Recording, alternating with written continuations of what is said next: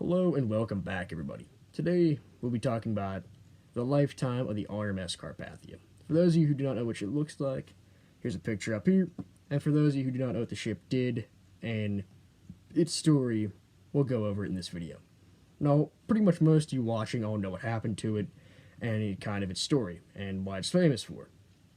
The Carpathia is famous for one thing, and I'd say one thing only, being the rescuer of the Titanic passengers. That's kind of where her fame begins. But not many people ever look at, before and after the Titanic disaster. They usually look into the disaster and the role it played that night. So today we're going to look into a summary of the beginning, the middle, and the end of the Carpathia. So the RMS Carpathia took its maiden voyage in 1903 during the winter of 1903. So for her years leading up to Titanic, there was nothing eventful that even happened on the ship. Very good and smooth start. No problems even during the sea trial. She was just a very good built ship and had a good luck string, I'd say. Especially for a ship of the time. So that being said, I guess we could jump into what she's known for now. Kind of her mid-years of service. So, on the night of the Titanic sinking, when she got the rescue message and the distress call from Titanic, she was 50 miles away from her when the Titanic struck the iceberg. They were 50 miles apart pretty much the entire time of both ships' voyages. So, when the Carpathia got the message, they were in a bit of a rock in a hard place. And that would be, they were in an ice field, a big ice field to be exact. So, they had two decisions, or their captain had two decisions. Go at the same pace, which you've got to go slow through an ice field because you don't want to hit an iceberg yourself, especially back then, or full speed ahead, risk your ship, risk everything on board, and, kind of throw a Hail Mary to see if you can get through the ice field and then make it to Titanic. And luckily for the people who were in the water, or even in the lifeboats, he picked option number 2. So, if you ask my personal opinion, it was probably the most selfless act that night, or one of them. There are probably many more. I know of some more they were selfless, but definitely his is kind of overlooked of his decision that he made to go full speed ahead through a very dangerous area of the sea. So, after they cleared the ice field, he went full steam ahead for the wreck. Well, not the wreck, but the crash site. So he was going full steam ahead, and he even knew there could be stray bergs like the Titanic hit, and there could be anything in the water. But him being so selfless and so courageous and, in a sense, brave, he continued on. And that's probably one of the key factors that so many people did survive. Because, once you're in the boat, that still didn't mean you were safe. So everything about him, the ship, and just time that night could have came down to the minute, or it could have came down to the second. So everything needed to be done with good timing and good precision on the Carpathia to make it to the survivors as quick as possible. Because you got to remember, their lifeboats were wooden, they had no heat, they had nothing. They were in their night clothes in the middle of the freezing cold Atlantic Ocean. Some were probably wet, from either trying to swim to the boat or, just splashing or something. But, there were probably some, people that were a wee bit soaked. So, you got these cold people in these lifeboats huddled together trying to stay warm. Now, hypothermia could set in, even not in water. Hypothermia just comes with cold in general. Some people overlook that and they only think it's with water, but no. So, unfortunately, some people who were in the boats didn't make it just due to hypothermia. So, when the Carpathia arrived on the early morning, pretty much sunrise of the morning of April 15th, they were shocked to see there was no Titanic. Just lifeboats in the water filled with disheveled people. And also to see the horror of the people who didn't survive in the water, and also just the wood debris, the deck chairs, and all that were capable of floating. So, after they pulled the passengers on board, they also brought the lifeboats aboard. Big controversy what happened to the lifeboats. We can get into that on our topic, but please don't say anything about the comments about what happened to them, or any controversies what happened to them. But we can go with that another video of what happened to the Titanic's lifeboats, because a lot of people were kind of curious on what happened to them. I am myself, but that's a whole nother topic for a whole nother day. So, after that, the Carpathia made way for New York Harbor. And, imagine being just an onlooker at New York Harbor on the day when the Carpathia made it to the harbor, arrived. So, you're expecting this grand vessel, that's kind of hyped up to be unsinkable, has the best equipment, up to date. And then this small kind of older ship comes in with a bunch of bedraggled survivors of Titanic, and they still look aghast at what happened, A lot of people were still very in shock, even nights after the ship sank. I mean, I think a lot of people would be today, too, if you survived that.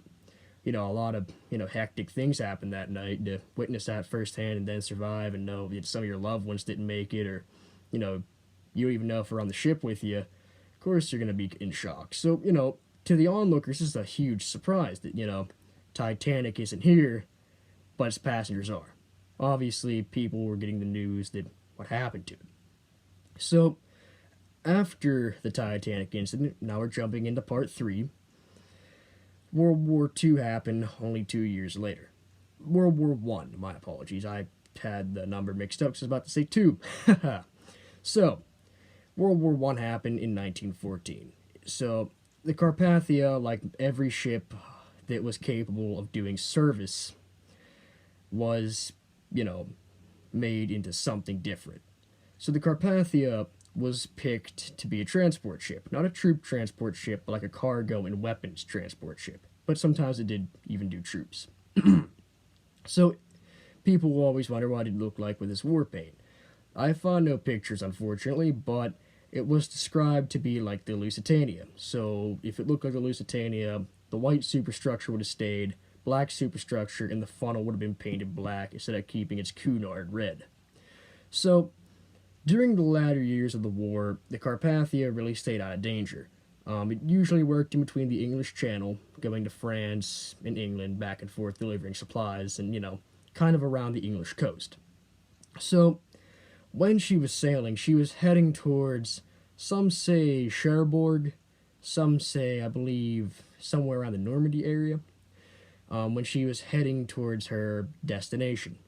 Now, the sad part about the Carpathia is she sank in the latter days of the war, in 1918, the year the war ended. I believe it was 2 months before the armistice was signed, so, it is pretty sad to see that she was just 2 months short of becoming a survivor of World War I. But, unfortunately, history would not have it that way, and on the early morning, the captain at the time, new captain, not the captain who was there for the Titanic mission, he spotted a U-boat off the starboard side of the ship.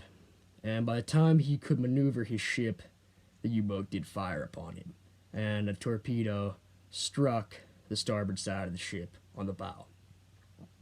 Now, not ironically, but interestingly, there's no number of the people who were on board, and how many survived. Some say nobody survived, some say 20 men survived. There's really no number, which is kind of confusing to me because I figured there'd at least be some kind of account of something. But I couldn't really find a number, I just found estimates. Now, you gotta remember, they were not carrying any passengers at the time, or troops, so it would have been just the ship's crew. The ship's crew had around, I'd say, 30 men to operate it. That could be just an estimate of just, the ship's size and all that. But there was no count of who survived it and who didn't. And there was no writing about it. There was a writing in the newspapers, but it never really took off because people were more concerned about, the bigger issue at hand, which is World War I and winning it. So, in all honesty, the Carpathia got forgotten about after the Titanic. And, her sinking was overshadowed by World War I. Which is kind of sad to see, one of the most famous ships just gets overshadowed and, nobody kind of cares about it anymore. And, even the wreck and the sinking and even the people who were on board kind of got overshadowed by it, which is very sad to see. Now, 100 years after she was launched and took her maiden voyage, in 2003, they found her wreck. And there should be a picture of the wreck up there. So, when they found the wreck, the superstructure was devastated, but the hull and everything else is kind of in good condition for, being under the sea for 80 some years, 90 some years, So, you know, it's pretty interesting to see the pictures of the wreck. It doesn't even look like the Carpathia. It kind of looks like the wreck of the Bismarck a wee bit. But that being said, I hope you all did enjoy this video. If you have any other questions or comments, feel free to leave them down in the comment section. Just another reminder that I am also doing a Q&A here in a couple of days for all things ships. So if you have any ship questions, leave them in the comments below. Make sure they're appropriate, obviously. And, make sure they're about an ocean liner or maybe a piece of equipment on a ship or whatever it may be. As long as it's something nautical and something that has to do with a vessel. That being said, if you like this video, please consider subscribing or, do the very least and leave a like on the video. Help get my videos out there. It'd be kind of nice to see some fresh faces on the channel. But that being said, the next video will definitely be a Q&A video. And if you have any questions, if as long as it's appropriate and it's somewhat decent, you will be featured in that video. That being said, I hope you all enjoyed this. Maybe you learned something, maybe you didn't. But other than that, hope this was somewhat enjoyable and entertaining for you to watch, and even educational. And I will see you all in the Q&A video next time. Goodbye, guys.